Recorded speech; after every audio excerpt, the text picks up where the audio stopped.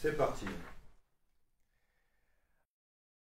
Pour moi, c'est une des plus grandes découvertes récentes musicales. Et puis donc découverte de Scarlatti et découverte aussi de Scott Ross parce que il est devenu pour moi immédiatement l'un des plus grands interprètes de musique. On pourrait se trouver surpris que je parle d'un claveciniste alors que je suis moi-même pas claveciniste mais pianiste.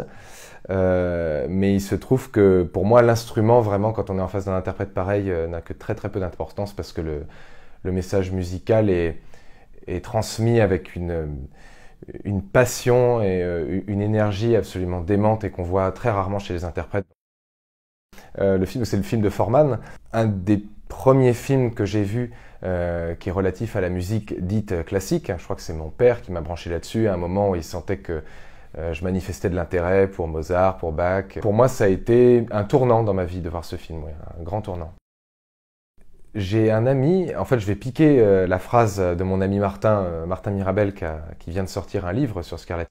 Et il a eu cette phrase à propos de Pogorelic, comme quoi c'était vraiment pour lui l'apothéose d'un Scarlatti au piano. Moi je suis complètement d'accord parce qu'en fait il y a une profondeur d'abysse dans les interprétations de Pogorelic et quand il applique ça à la musique de Scarlatti, ça donne des choses vraiment étonnantes. Et le Scarlatti de Pogorelic a cette puissance de séduction empoisonnée, c'est-à-dire que c'est pas un bonbon, quoi. C'est un bonbon mais qui est difficile à mâcher, un bonbon acide. Pour moi, c'est l'homme qui m'a fait entrer dans le jazz, qui m'a fait découvrir le jazz. Il est aussi révolutionnaire en tant qu'interprète qu'en tant que compositeur. C'est des improvisations qui ne sont pas là pour charmer l'oreille. Visuellement et auditivement, ce que ça dégage comme univers, c'est absolument extraordinaire. Et moi, je me suis accroché au jazz avec lui, en fait, parce que j'ai retrouvé les racines du jazz en partant de Monk et après en remontant dans le temps.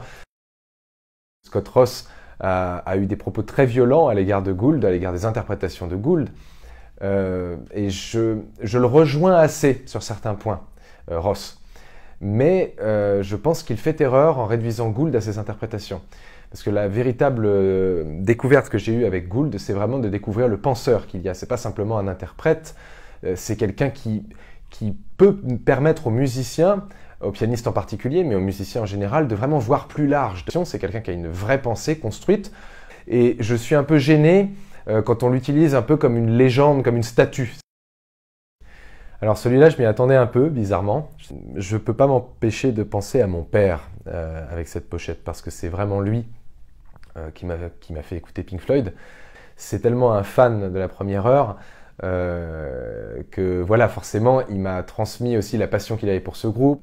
C'est un groupe extraordinaire, mais c'est comme pour Gould, c'est-à-dire qu'on ne peut pas les réduire à ce qu'ils ont fait musicalement. Finalement, il y a assez peu d'albums dans toute leur carrière. Mais alors, les albums qu'ils ont sortis ont tous vraiment une très très grande importance, historiquement, du point de vue des techniques de l'enregistrement aussi, et puis de la beauté de certaines chansons. Il est resté une légende pour ses capacités techniques, pour son imagination dans les interprétations de Scriabine, de Rachmaninoff, de Chopin, mais il ne peut pas être réduit à ça. Pour moi, c'est aussi un immense acteur, c'est quelqu'un qui joue complètement avec le regard qu'on porte sur lui, c'est quelqu'un qui a un humour et un esprit immense. Et c'est quelqu'un qui avait une grande culture aussi. Moi, c'est ce qui me manque un petit peu aujourd'hui chez beaucoup d'artistes. Dans Scarlatti, Horowitz, ça fait beaucoup pour faire découvrir aux amateurs de piano la musique de Scarlatti. C'est un des disques que j'ai le plus écouté dans mes années d'adolescence. En fait, c'est un moment où la musique était quand même majoritairement un territoire inconnu, inexploré pour moi. Je ne comprenais pas vraiment comment étaient structurées les grandes pièces, donc le deuxième concerto de Rachmaninoff, mais en fait je me laissais emporter dans ce torrent, parce qu'on peut vraiment parler de torrent avec cette œuvre.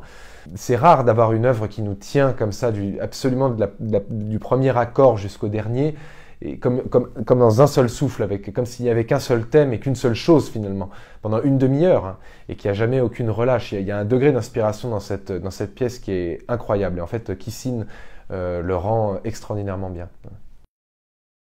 Quand j'ai écouté Gilels pour la première fois, c'était dans la sonate en la mineur de Mozart, et en fait j'ai eu une réaction physiologique en écoutant Gilels. C'est-à-dire que j'ai eu une impression de sérieux et d'autorité, de force, qui m'a fait vraiment me caler dans le dossier du fauteuil et presque m'arrêter de respirer parce que j'avais l'impression d'être en face d'un grand orateur. Mais j'ai été frappé en fait par l'autorité de ses interprétations. Je peux le dire, fier de cet enregistrement. C'est pour moi une vraie déclaration d'amour à la musique de Scarlatti. C'est un peu toujours les mêmes sonates qu'on entend jouer par les pianistes. Et en fait, dans cet enregistrement, il y a beaucoup de sonates de Scarlatti qu'on ne connaît pas bien. J'ai passé un moment extraordinaire en fait, avec Scarlatti, avec l'ingénieur du son Hans. Et en fait, on a passé des heures et des heures à travailler. C'était vraiment des très très grosses journées. Et pourtant, ça ne m'a pas pesé et j'ai pas eu l'impression de faire un effort gigantesque tant j'étais bien et tant j'étais dans mon bain avec Scarlatti.